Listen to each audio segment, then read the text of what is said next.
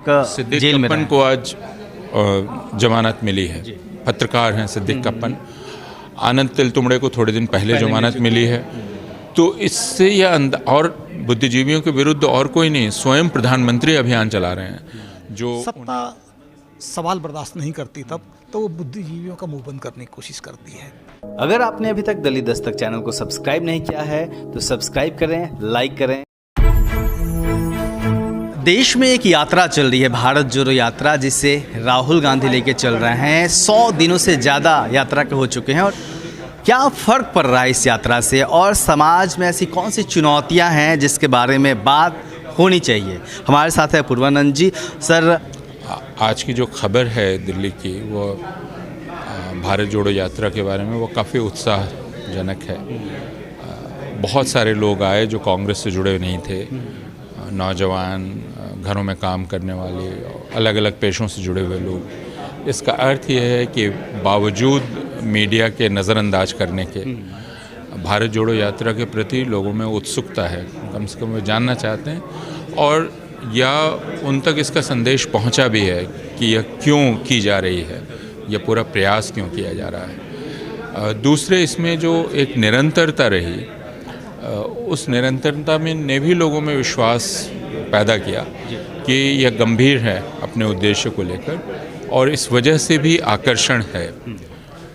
तो भारत जोड़ो यात्रा जो करना चाहती है वो तो बहुत स्पष्ट है। जोड़ना, इस शब्द में ही ये बात छिपी हुई है, और इस बात को हर ईमानदार व्यक्ति जानता है कि भारत में अभी जितना अलगाव समुदायों के बीच है, लोगों के बीच, इतना 70 वर्षों में कभी नहीं रहा है। अब फ़र्क होता हुआ महसूस कर रहे हैं इस यात्रा से? ये कहना बहुत कठिन होगा। आप आखिर उसको मापेंगे कैसे, उसके हमारे पास क्या तरीके हैं। लेकिन एक प्रयास ही इस खासकर इसके लिए किया जाए, यही नई बात है। क्योंकि इसके पहले राजनीतिक वर्ग ने इसे एक राजनीतिक कार्य के रूप में नहीं देखा। चुनाव जीतने के लिए आप सभाएं करते हैं, उसी दौर बाकी चीज़, हाँ, उसी दौर में आप लोगों से संवाद करते हैं। लेकिन चुनाव से निरपेक्ष जनता से संवाद करना आवश्यक है, और वह भी ऐसे विषय पर जिससे तुरंत सत्ता का कोई लेना देना नहीं है। आपको तुरंत सत्ता नहीं मिल रही है, बल्कि कई लोग कह रहे हैं उससे नुकसान हो सकता है। यही राजनीति को एक दूसरे स्तर पर ले जाती है बात, जिसकी ज़रूरत है, जिसकी ज़रूरत है, और जो जनतंत्र को जीवन देती है। इस रूप में मुझे लगता है यात्रा सार्थक रही है। आप किस तरीके से चुनौती महसूस कर रहे हैं देश के सामने? तरह तरह की बातें हो रही हैं। देखिए, सबसे बड़ी चुनौती आज दिसंबर का महीना है, ख़त्म हो रहा है।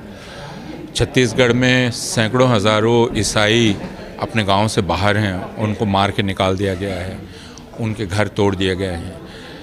आपने यह पढ़ा कि बड़ौदा में एक व्यक्ति सांता क्लॉज बनकर लोगों को मिठाई बांट रहा था, बच्चों को, उसको पीट दिया गया। यह पढ़ा आपने दिल्ली और दिल्ली के आसपास चर्चों पर हमला हुआ, संडे मासेस पर हमला हुआ, और ये कैरोल गाने वालों ने सुरक्षा मांगी है कि हम जो बड़े दिन पे कैरोल गाते हैं, उन्होंने सुरक्षा मांगी। इसी से देश का माहौल का अंदाज़ मिलता है। यह आपने देखा, जो हास्यास्पद लगता है, लेकिन ऐसे कुछ गुट हैं जो सांता क्लॉज को जला रहे हैं। इससे अंदाज़ मिलता है कि कल शुक्रवार था और गुड़गांव में फिर खुले में नमाज जो लोग पढ़ रहे थे, उन पर गुंडों ने हमला किया और नमाज पढ़ने से रोका। तो देश का माहौल कैसा है, यह तो इन कुछ घटनाओं से बहुत स्पष्ट है। बुद्धिजीवियों पे जो हमले हो रहे हैं, स्टेन स्वामी की डेथ हो गई आखिर, और फिर और तमाम लोग सालों तक जेल में कप्पन को आज जमानत मिली है। पत्रकार हैं सिद्दीक कप्पन। आनंद तिलतुमड़े को थोड़े दिन पहले जमानत मिली है। तो इससे यह और बुद्धिजीवियों के विरुद्ध और कोई नहीं, स्वयं प्रधानमंत्री अभियान चला रहे हैं। दलित दस्तक फिर से आ गया है लेकर अपना बहुजन कैलेंडर, 2023 का बहुजन कैलेंडर। बुकिंग करने के लिए दिए गए नंबर पर संपर्क करें या व्हाट्सएप करें। जो उन्हें अर्बन नक्सल कह रहे हैं, सारे बुद्धिजीवियों को, तो यह माहौल, अमिताभ बच्चन ने जिस बात की तरफ इशारा किया, उन्होंने कहा कि अगर सत्यजीत रे आज जीवित होते तो उनकी गति गणशत्रु के डॉक्टर गुप्ता जैसी होती।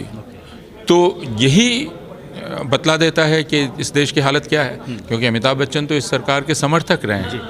अब उनको यह कहना पड़ रहा है कि सिविल लिबर्टी का प्रश्न बहुत महत्वपूर्ण प्रश्न है, अभिव्यक्ति की स्वतंत्रता का प्रश्न बहुत महत्वपूर्ण प्रश्न है, और भारत में राष्ट्रवादी उन्माद एक समस्या है। ये अमिताभ बच्चन कह रहे हैं, ये कोई सरकार के आलोचक नहीं कह रहे हैं। वो ये कह रहे हैं कि सत्यजीत रहते तो उनको गणशत्रु घोषित कर दिया जाता, राजद्रोही, जैसा आनंद तेलतुंबड़े या स्टैन स्वामी या सुधा भारद्वाज या शोमा सेन या उमर खालिद, इन तमाम लोगों को घोषित किया गया है। तो हम 70 साल की सबसे गंभीर संकट से गुजर रहे हैं, इसमें तो कोई शक ही नहीं। भारत जोड़ो यात्रा इस संकट की तरफ लोगों का ध्यान खींचने का एक प्रयास है, लेकिन उस प्रयास में बाकी लोगों को भी प्रयास करना है। जी बहुत बहुत शुक्रिया सर।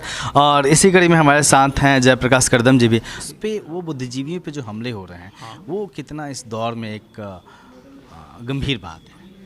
देखिए, बुद्धिजीवियों पर हमले अभी भी हो रहे हैं, पहले भी होते रहे हैं, और ईमानदारी के साथ, साहस के साथ सामाजिक मुद्दों को उठाने वाले लोग रहते हैं, और वो हमेशा उनके लिए खतरे बने रहते हैं।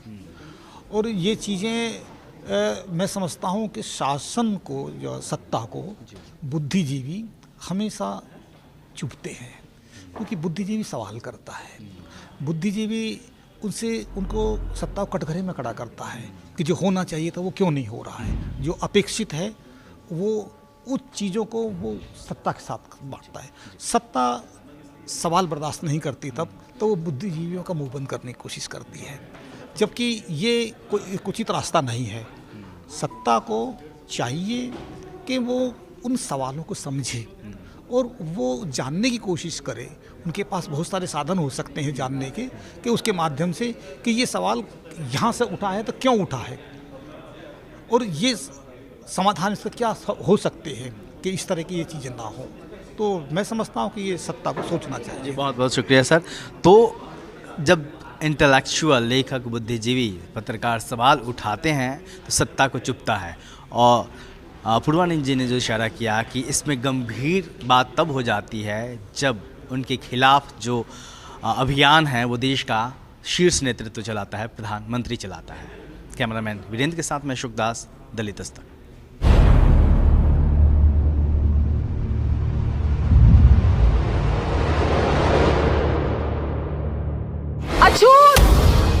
गाड़ी दूषित कर दिया अछूतो।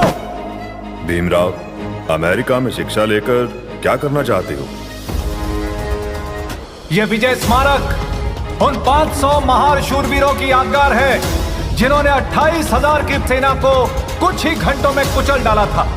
हमारी जंग ब्राह्मणों से नहीं, ब्राह्मणवाद से है। ते आप कर रहे हैं, दोषी मुझे बनाया जा रहा है। हिंदुओं की आने वाली पीढ़ियां पढ़कर मेरी जय जयकार करेंगी। मेरा समाज सोया पड़ा है, इसीलिए मैं जाग रहा हूं।